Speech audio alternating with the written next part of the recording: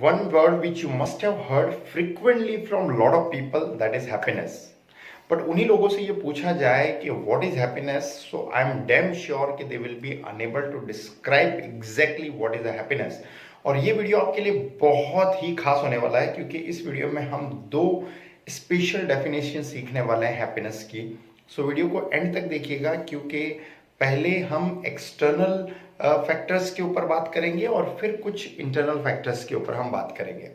So, especially in the beginning part, I'm going to describe total 16 things which can surely uplift your percentage of happiness.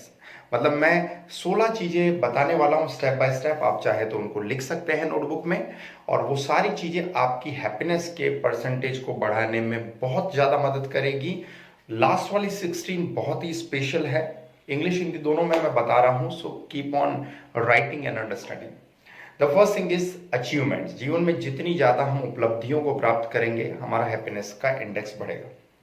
Second thing beauty, सुंदरता, चाहे वो शरीर की सुंदरता हो या फिर आप किसी भी चीज के सौंदर्य की बात करें, वो हैप्पीनेस के इंडेक्स को बढ़ाता है। Third thing is costly cars. अगर आप महंगी से महंगी गाड़ी खरीदते हैं जो आपको पसंद है, तो वो आपके हैप्पीनेस इंडेक्स को बढ़ा सकता है। Fourth is desired job. आप जिस भी जॉब की आशा रखते हैं, चाहे वो प्राइवेट जॉब्स हैं या गवर्नमेंट जॉब्स हैं, वो आपके हैप्पीनेस इंडेक्स को बढ़ा सकता है। Excellent family members and friends, आपके शानदार परिवार के सदस्य और दोस्त भी आपके हैप्पीनेस इंडेक्स को बढ़ा सकते हैं। नंबर 5।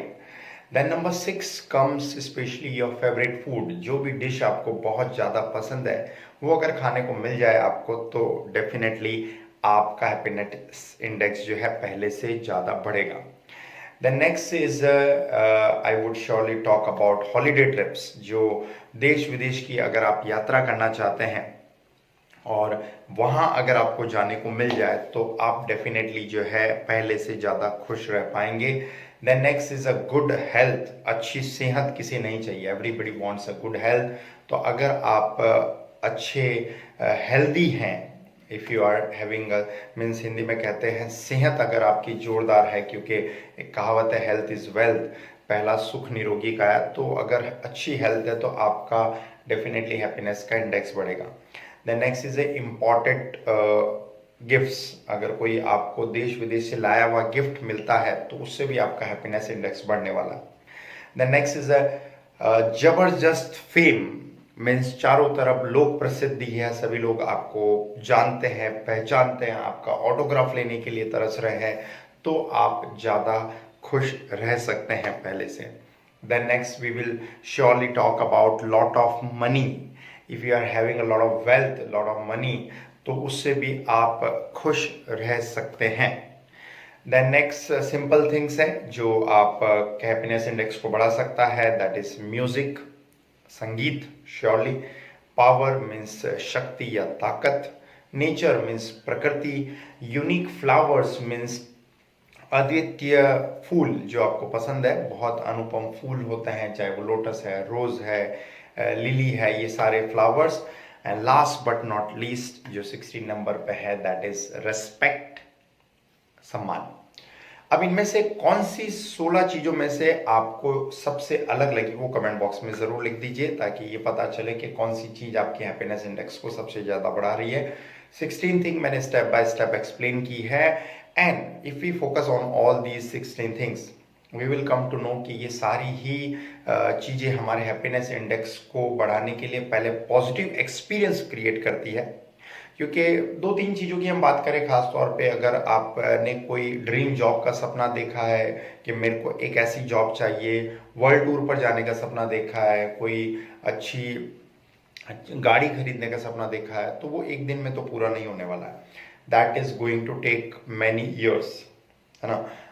कोई मर्सिडीज खरीदने का सपना देखता है, या विदेश जाने का सपना देखता है, या फिर आईएएस ऑफिसर बनने का सपना देखता है, तो ये अचीवमेंट्स जो है लाइफ में ओवरनाइट नहीं आते हैं। उसके लिए व्यक्ति बहुत लंबे समय तक वेट करता है, और जैसे ही वो उनको हासिल कर लेता है, तो डेफिनेटली पॉजिटिव एक्सपीरियंस को गेन करेगा।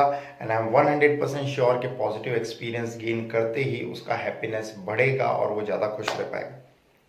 बट थोड़ा सा अगर डीपर अंडरस्टैंडिंग यहाँ पर लें तो आपको पता चलेगा कि सारे जितने भी फैक्टर्स मैंने 16 बताए हैं, these all are external factors, means ये सारी चीज़ें आपके कंट्रोल में नहीं है, these are beyond your controls. So what is the real happiness? ये पहली जो मैंने डेफिनेशन हैप्पीनेस की बताई है वो ये कि जीवन में हम जो भी चाहते हैं और वो हमें मिल जाता है तो हमें खुशी जरूर महसूस होती है। Whatever you want and we get that particular thing, surely we are going to feel happy and we are going to get the happiness. But this is not the actual and real definition of happiness.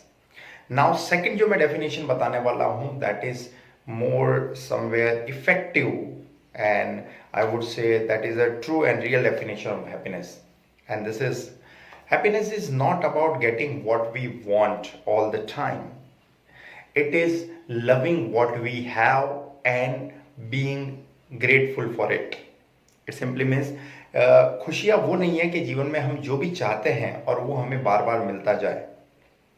असली खुशी तो वो है कि जीवन में आपको जो भी मिला है उसको हमेशा चाहना और उसके लिए आभारी होना। क्योंकि अगर हम इच्छाओं का परसेंटेज देखें तो जैसे एक इच्छा पूरी होगी दूसरी तुरंत उत्पन्न हो जाएगी और वो एक तरीके से रेट रेस और एक क्रम चलता रहेगा कि मैंने इसकी चाहत रखी ये मिला, फिर मैंने दूसरे की चाहत रखी वो मिला। तो आपकी हैप्पीनेस हमेशा शॉर्ट टर्म और टेम्पररी रहेगी and that would be external.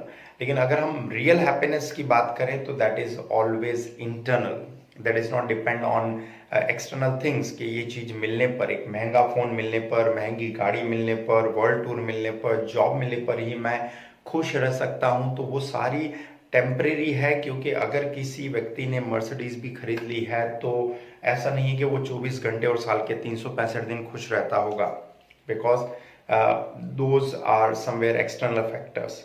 Internal factors बहुत डीप में अगर समझने की कोशिश करें तो एक डेफिनेशन मैंने ऐसा बताया कि whatever we have we are happy for that, और उसके लिए हम आभार व्यक्त कर रहे हैं।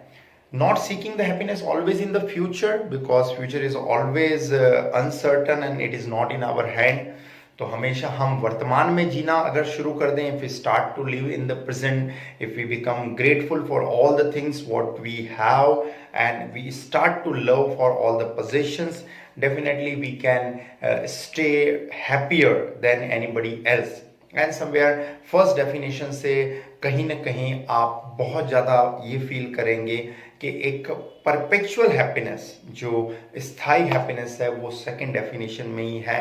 आपको इस पूरे वीडियो में कौन सी डेफिनेशन ज़्यादा सूटेबल लगी ज़रूर कमेंट बॉक्स में लिख के बताएं। ये वीडियो उन सभी लोगों को शेयर कीजिए जो रियल हैप्पीनेस की डेफिनेशन तलाश कर रहे हैं। So somewhere they will B connected to themselves and start to stay happier than anybody else.